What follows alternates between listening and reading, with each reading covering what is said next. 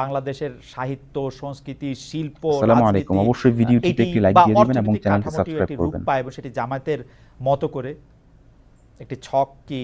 না, আমি এইভাবে দেখছি না, বরঞ্চ আমি দেখছি যে জনগণ হিসাবে যেই কম্পিটেন্ট হোক তার আসল জায়গায় যাওয়া উচিত। যদি একজন মানুষের পটেনশিয়াল থাকা অবস্থায় রাষ্ট্রকে সার্ভিস দিতে না পারে, তাকে যদি ডিপ্রাইভ করা হয়, তাইলে এই ডিপ্রাইভ লোকটা যে দলের যে ধর্মেরই হোক না কেন, তার প্রাপ্যটা তাকে দেওয়া উচিত।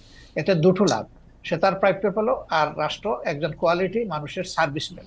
অবশ্যই চ্যানেলটা সাবস্ক্রাইব করবেন এবং ভিডিওটিতে একটা লাইক দিয়ে দিবেন। অবশ্যই লাইক দিবেন, লাইক অবশ্যই অধিকার পরিষদ তাদের দল থেকেও যদি কোয়ালিফাইড মানুষ চলে আসে, আমার এখানে তো আপত্তি থাকার কথা না। ওকে ওকে, এইটা একদম শেষ প্রশ্ন করি ডক্টর শফিকুর রহমান, সেটা হচ্ছে জামায়াতের নির্বাচনী স্ট্র্যাটেজি